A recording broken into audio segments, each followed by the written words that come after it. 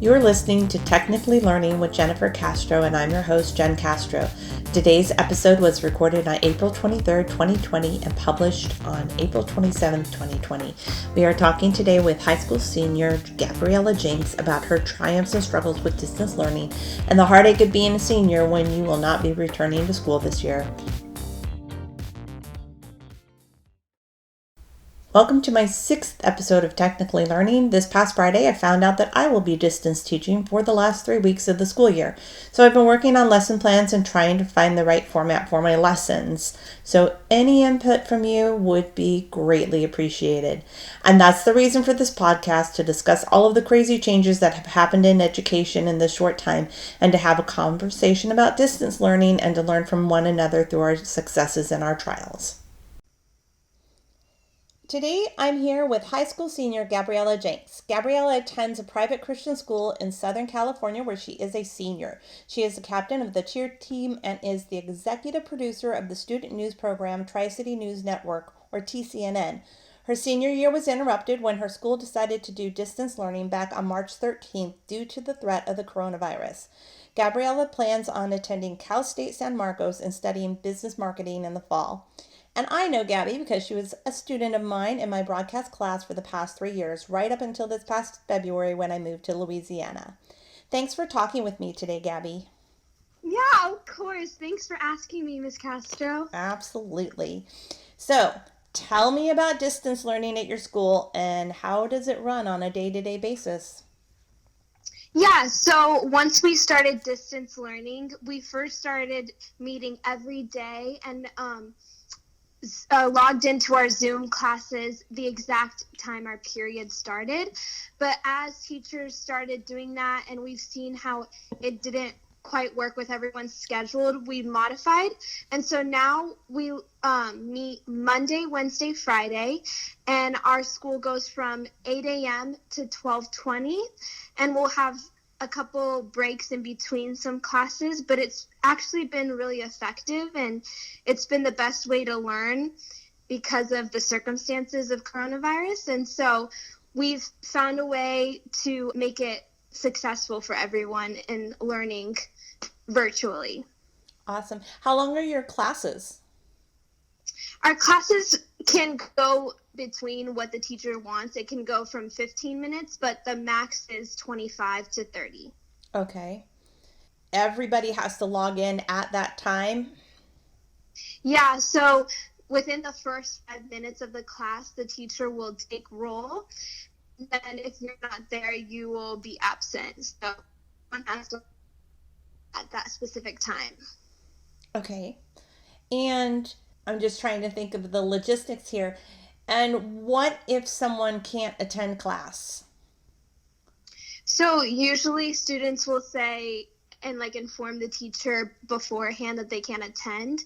And I've never not attended a class yet, so I don't know what happens, but I'm guessing that you will be marked absent on your participation. Okay. And do they record those classes? From my understanding, they do not, but sometimes teachers will record themselves talking about the notes and have you write them down on your own time. So those are the things that are mainly recorded, but usually on our Google Hangouts together, we'll go over questions that the students have or that things that the teacher wants to inform us on and just go over what we're going to be doing for the week. And that's usually what happens on our Zoom calls. Okay. What is the biggest struggle that you have with the distance learning? So for me, I like it, the distance learning, because you can do your work on your own time and when you're feeling it. And so I like that part and that aspect of it. But what's really hard for me is I'm truly a hands-on learner. So I love being in the classroom, doing activities. It really helps me remember. So it's really hard for me to just be doing it all online and reading and not being face-to-face, because I am totally a face-to-face person and it just helps me so much more. So in that aspect, I'm really struggling, but I'm working on it and I'm just trying to make the best out of it. Right. What then are the best parts of distance learning? And maybe you've already answered that. Yeah, I would say again, just like the fact that we can do it on our own time, and we have more time if we're struggling on something. And if I'm don't understand a concept that the teacher is trying to teach us, I'll like ask them to have a private Zoom call meeting, and so that really helps me. And I just think that's probably the good part of the distance learning. Mm-hmm. So without naming any names, what have teachers been doing that really show they are great at distance teaching? I would say the fact that they have made this so natural and like not have created it to be just a hectic part of life, because it is a new transition and we're Sure. all really like confused on what's happening. Mm-hmm. So I would say the fact that they still have us doing homework, and they'll still have us doing projects, and sometimes instead of tests they'll make us do a project instead, because it is really hard to do tests online. Right. So they've just really adjusted to what we need, and I think that the teachers have really, especially my teachers, have done a great job like doing that. Awesome. So what about technology? Are there any cool tools or websites that you are using to do your distance learning?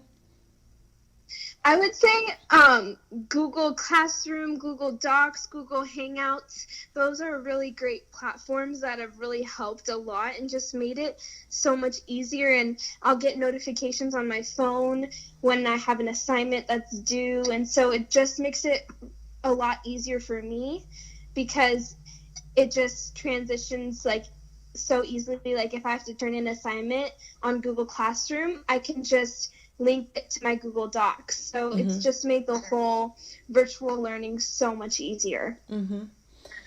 And your broadcast class, how does that run now with distance learning?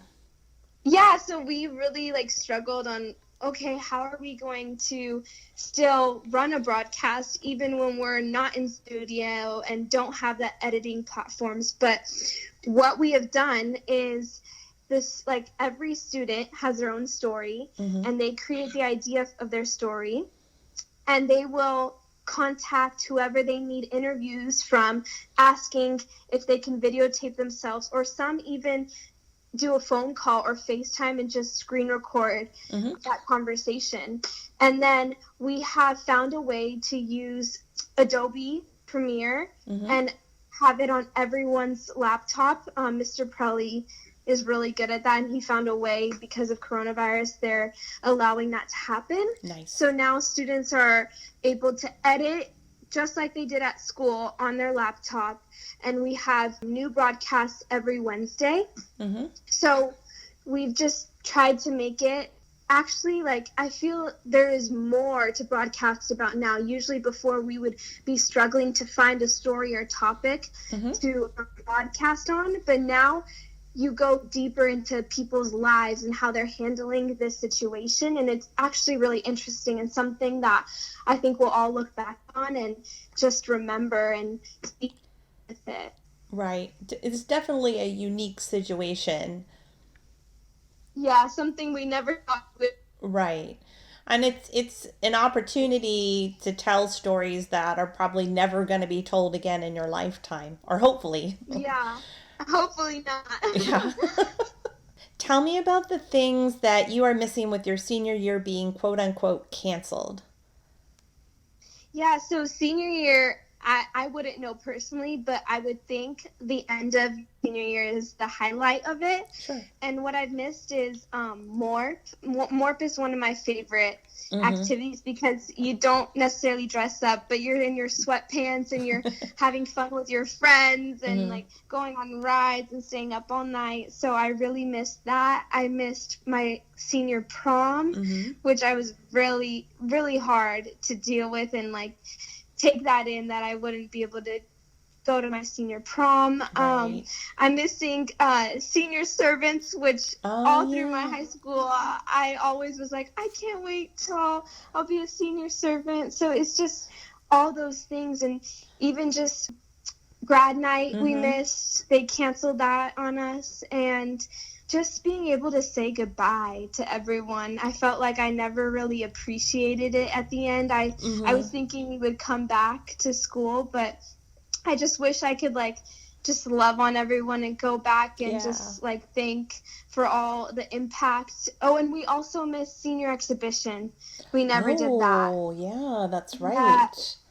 So it's just all these events that I was looking forward to my senior year kind of just gone in a day. It was just really a lot to take in, but I hopefully will have still a graduation, even though it's postponed. And actually last Monday, the school had all the seniors do a drive-through, and we went in and they gave us free lunch and gave us a shirt that said 2020 quarantined. Aww. And that hit me. It was sad. Yeah. Yeah. Well, it was sweet of them to do that too. It was really sweet just to think of us and just say hi and how much we miss them. So it's just a whole situation. And also my track season. I didn't even go one track meet. So just a lot of things. And then all the banquets and award ceremonies and all that stuff. Yeah, like baccalaureate night. Are they still going to do baccalaureate with a graduation at some point? I'm hoping. They haven't gave us any details yet of when it's going to be rescheduled or anything. So they just said once they know, they'll let us know. But we don't have any information on it yet. Okay. Yeah. Oh, it's a lot. It's more than I even thought about. I know. When you think about it too, it's terrible. Okay, so let's go back to distance learning. What suggestions or tips do you have for other students who are struggling with distance learning? I would honestly say if your teachers are willing to, if you're not understanding a concept, ask them and ask to meet on a conference call and just go over the lesson or thing that you're struggling with, because that has honestly helped me a lot. And also trying just to stay on top of your work, because I know distance learning is not very motivating and it just can be a hassle sometimes, but just making sure we stay on top of your work and just get it done even before the due date. It's just a lot more stress-free that way. Okay, last question. Okay. How are you keeping yourself mentally and physically well? For myself, I've actually been trying to work out every day, because I honestly feel that physical working out is really good for your mental and just everything for your body. So me and my mom will work out while watching the instructor on TV, and we'll just do it together. And it's more fun doing it that way rather than all by yourself. And I've also just been trying to get my hands in the kitchen and learn to cook and bake over my free time, and just eating a lot. Hence the need for the exercise. Yeah. And honestly, this is just a time where everything has kind of stopped, and I've gotten to appreciate my family and get closer and bond with my sisters more, which has been a really good time for all of us, and just for us to grow closer during this time, which I really loved and appreciated. So that's how I've been handling it. Awesome. Well, thank you so much for talking with me today. Yeah, thank you for having me. I loved it. Absolutely. Thanks for listening to Technically Learning with Jennifer Castro. I'm Jen Castro, and I have been an educator for over 18 years and have taught so many subjects, but it always comes back to technology. I love it, I integrate it, and I want to share your stories of your triumphs and struggles with it. You can follow me on Instagram at technically_learning or on Twitter at JenCastro222. Our music for this episode was Church of Eight Wheels by Otis McDonald.